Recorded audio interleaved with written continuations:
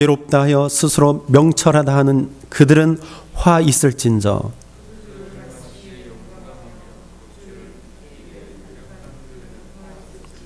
그들은 뇌물로 인하여 악인을 의롭다 하고 의인에게서 그 의를 빼앗는도다.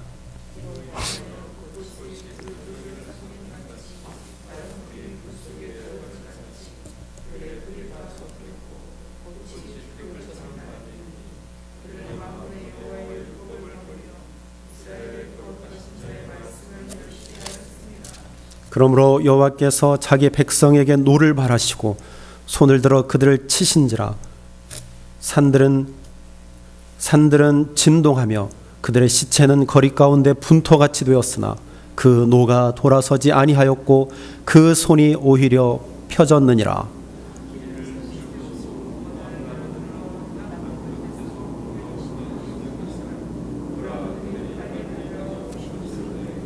그 중에 곤핍하여 넘어지는 자도 없을 것이며 조는 자나 자는 자도 없을 것이며 그들의 허리띠는 풀리지 아니하며 그들의 신들매는 끊어지지 아니하며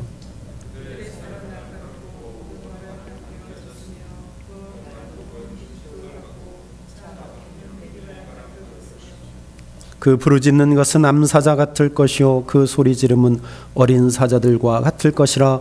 그들이 부르짖으며 물건을 움키어 염려 없이 가져가도 건질 자가 없으리로다.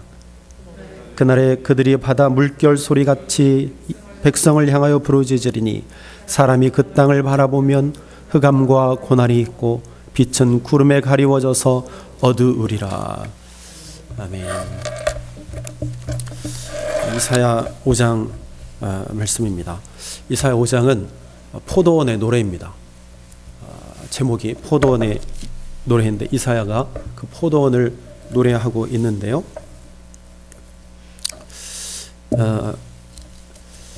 1절에 보면 나는 내가 사랑하는 자를 위하여 노래하되 내가 사랑하는 자의 포도원을 노래하리라. 하나님을 내가 사랑하는 자로 표현합니다. 이사야는 하나님은 내가 사랑하는 자입니다. 그에게 포도원이 있습니다. 하나님께서 그 포도원을 기름진 땅에 만드셨습니다. 땅을 파고 돌을 제하고 풀을 제하고 아름다운 포도원을 그곳에 하나님께서 심으셨습니다. 그리고 이사야는 표현하기를 극상품 포도나무를 심었다. 2절에 그렇게 말합니다. 극상품. 상품이 아니고 극상품이라고 표현합니다. 최고로 좋은 포도나무를 심었다. 그리고 그곳에 망대를 세우고 그 안에 술투를 파도다. 망대를 세웠다는 것은 그들 하나님께서 이스라엘 포도원을 보호하시고 또 술투를 만드시고 결실을 맺어서 수확을 하시고 가장 좋은 극상품 포도나무를 심었기 때문에 그곳에 나는 가장 좋은 포도 그것을 통해서 포도주를 얻으시려고 술투를 만드셨다. 그런데 하나님께서 이렇게 기름진 산에 돌을 제하시고 극상품 포도나무를 심기서 좋은 열매 맺기를 바라셨는데 2절 마지막에 보니까 들포도를 맺었도다. 하나님께서 극상품 최고 좋은 열매를 바라셨지만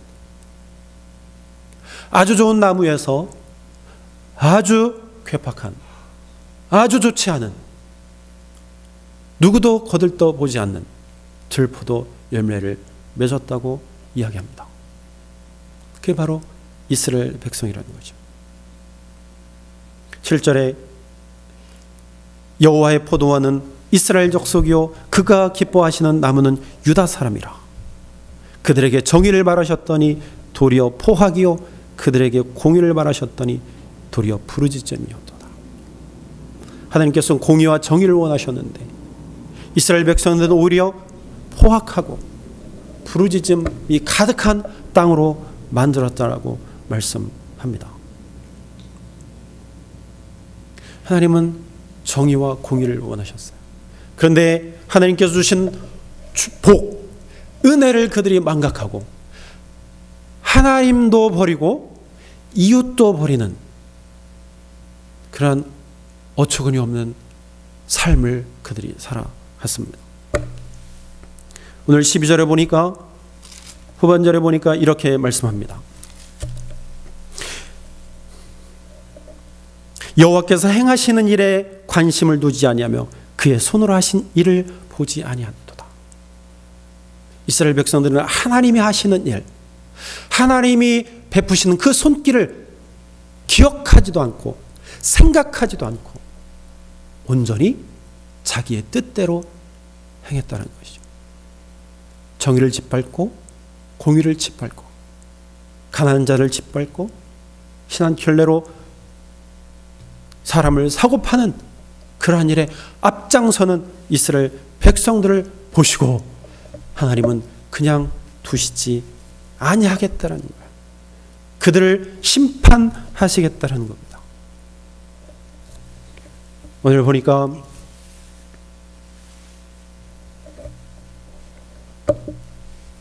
오절에 보니까 이렇게 말씀합니다. 이제 내가 내 포도원에 어떻게 행할지를 너희에게 가르칠 것이다.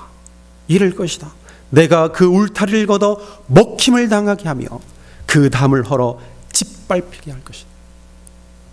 내가 그것을 황폐하게 하리니 다시는 가지를 자름이나 북을 돋우지 못하며 하나님께서 이제는 관리하시는 것을 거두시겠다는 거예요. 보호하시는 것을 거두시겠다는 겁니다. 포도원을 관리하지 않고 북을 돋우지 않으면 그 땅은 어떻게 되는 것입니까? 보니까 찔레와 가시가 날 것이다. 풀이 나고 엉겅퀴가 나고 우리가 원하지 않는 것들로 가득 찰 것이라고 말씀하십니다. 그뿐만 아니라 또 구름에게 명하여 그 위에 비를 내리지 못하게 하리라. 가뭄이죠. 완전히 철저하게 하나님께서 진멸하시겠다고 말씀하십니다. 이스라엘을 하나님께서 선택하시고 젖과 꿀이 흐르는 가나안 땅으로 하나님께서 인도하셨습니다. 처음부터 끝까지 하나님께서 준비하시고 예비하시고 이끄셨어요.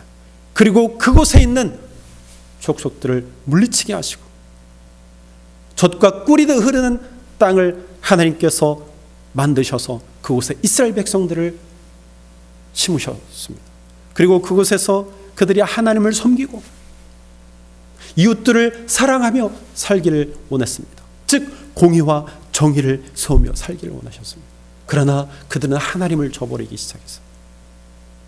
하나님이 하시는 일에는, 하나님을 섬기는 일에는 그들이 관심을 두지 않기 시작했어요.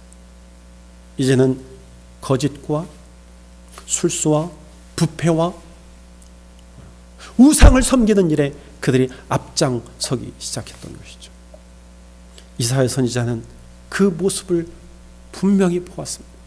그리고 하나님이 어떻게 하실 것을 분명히 알았습니다. 하나님께 돌아오라. 하나님이 징계하실 것이므로 너희들은 하나님 앞에 회개하고 돌아오라. 완전히 진멸할 것이다. 너희들이 하나님께 돌아오지 않으면,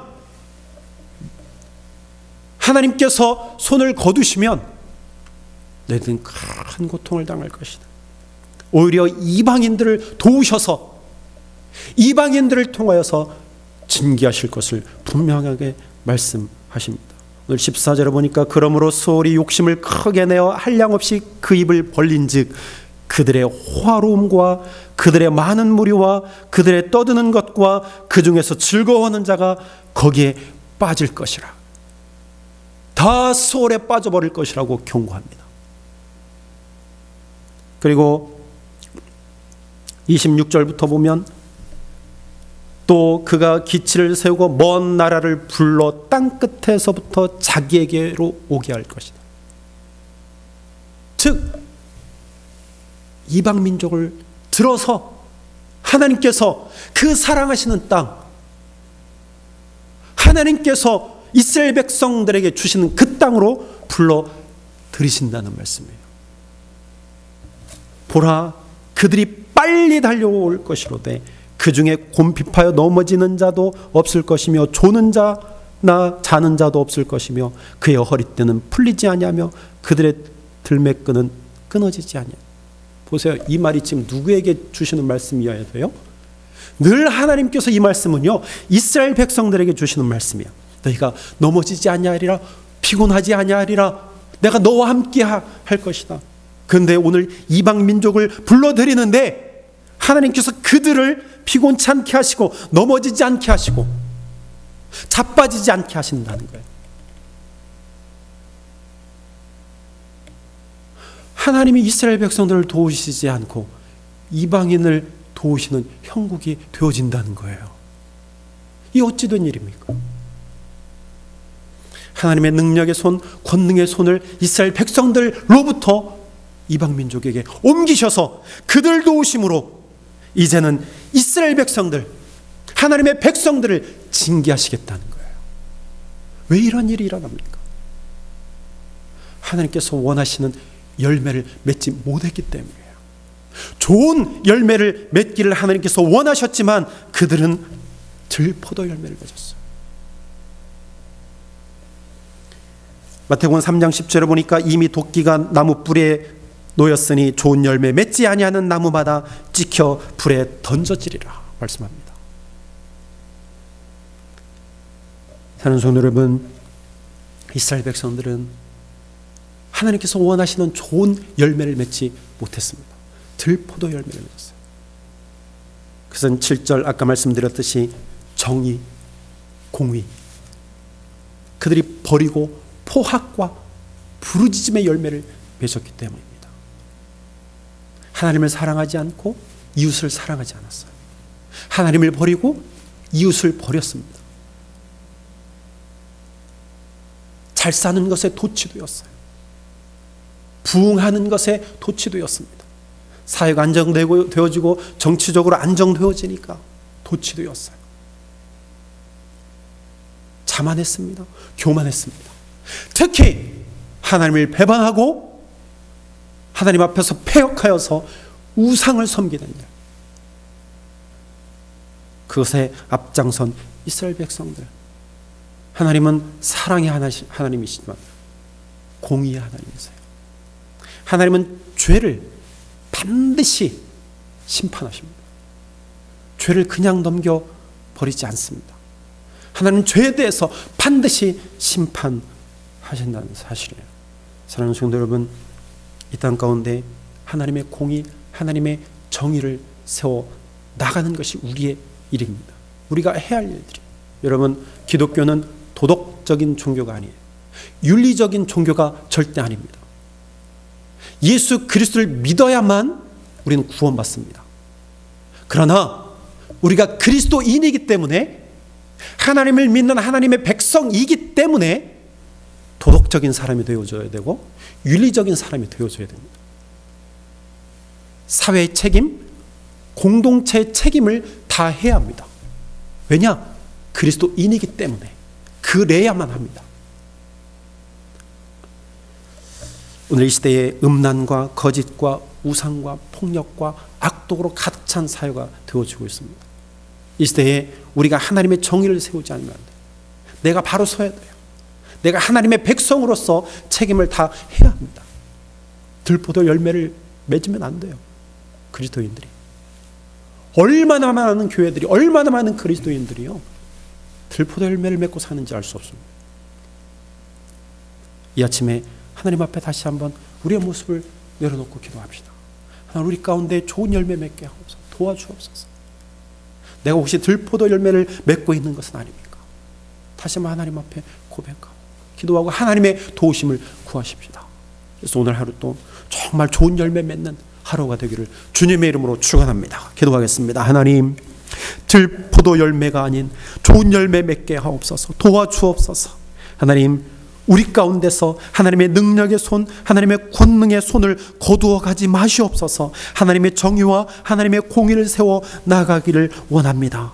하나님, 우리가 그리스도인 하나님의 자녀로서 하나님, 세상에 대한, 사회에 대한, 공동체에 대한 책임을 다하며 살아가게 하옵소서. 하나님을 사랑하고 이웃을 사랑하고 가난한 자를 사랑하고 돌보는 일에 앞장서는 저희들 되게 하여 주시옵소서. 하나님의 말씀 따라 살아가는 저희들 되게 하셔서 아름다운 열매, 좋은 열매, 하나님께서 원하시는 열매, 성령의 열매들 맺으며 살아가게 하옵소서. 오늘 하루 아버지 하나님, 이제 삶의 터전으로 나아갑니다. 하나님 동행하여 주옵소서. 우리의 발걸음을 인도하여 주옵소서. 무슨 일을 만나든지 말씀대로 행하게 하시고 주의 인도하심 따라 행할 수 있도록 주님 도와주시옵소서. 어려움 당하지 않게 하여 주옵소서. 영육 간에 피곤치 아니하도록 하나님 강건하게 하여 주시옵소서. 모든 말씀을 예수님의 이름으로 기도하옵나이다. 아멘.